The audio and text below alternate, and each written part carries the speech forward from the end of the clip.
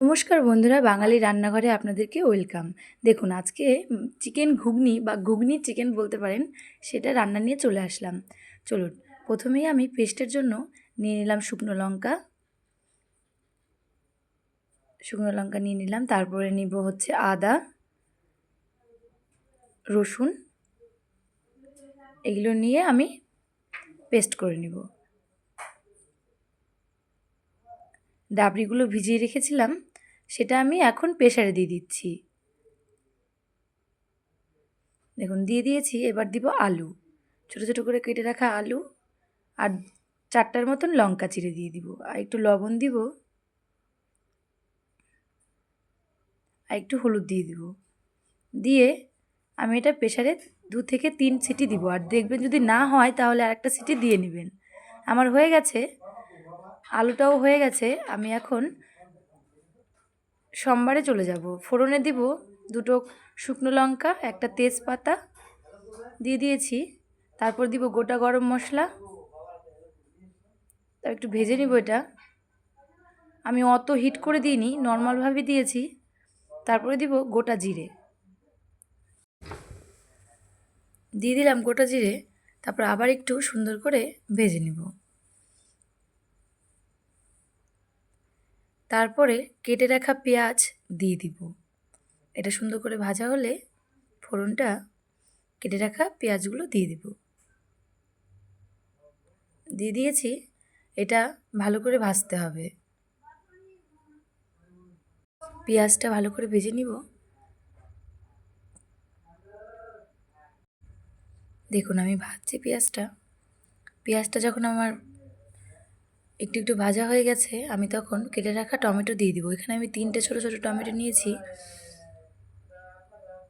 এখন টমেটো নিয়ে ভালো করে এটা ভাজবো।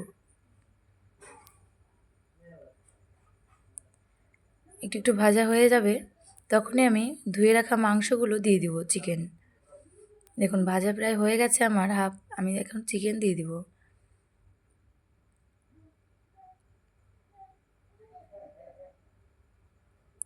চিকেনটা দিয়ে ভালো করে আবার ভাজবো।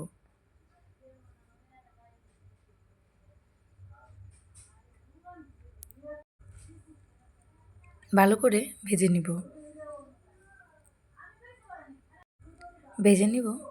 দেখুন আমার যেটুকু ভাজার দরকার ছিল আমি ভেজে নিয়েছি। এবার আমি এখানে আছে যে পেস্টটা, আদা রসুন লঙ্কার পেস্টটা, আমি এখন দিয়ে দিব।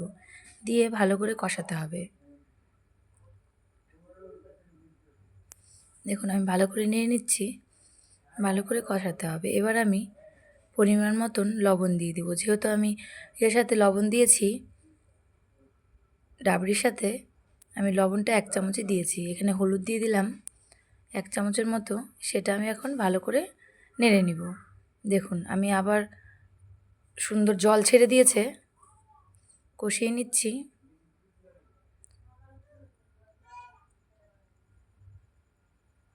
দেখুন জলটা শুকিয়ে গেছে, তেলটা ছেড়ে দিয়েছে, তাও আমি কষিয়ে নেব। এবার একটু জল দিয়ে আরও কষিয়ে নিব।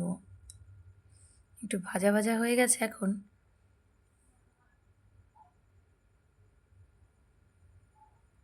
মিক্সারের বাটিটা ধুয়ে জলটা দিয়ে দিব।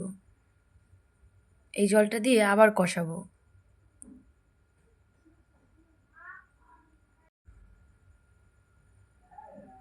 দেখুন জলটা আমার শুকিয়ে গেছে, আবার তেল ছেড়ে দিয়েছে। এবার হয়ে গেছে কষানো। এবার আমি দিয়ে দিব সেদ্ধ করা আলু আর ডাবরিটা, দিয়ে ভালো করে নেড়ে নিব।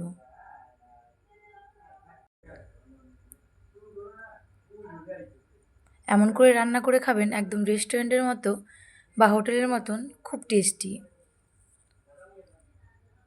দেখুন আমার বলক চলে এসছে। আমি আবার একটু নেড়ে দিব। দারুণ টেস্টি হয়েছিল। লুচি, রুটি, ফ্রাইড রাইস সব কিছুর সাথেই আপনারা খেতে পারবেন। দেখুন সুন্দর একটা ঘন চলে এসছে গ্রেভি। এখন আমি গরম মশলা দিয়ে দিব। 1 চামচের মতন গরম মশলা দিয়ে দিলাম। রেডি আমাদের চিকেন ঘুগনি বা ঘুগনি চিকেন, যেটাই আপনারা বলুন।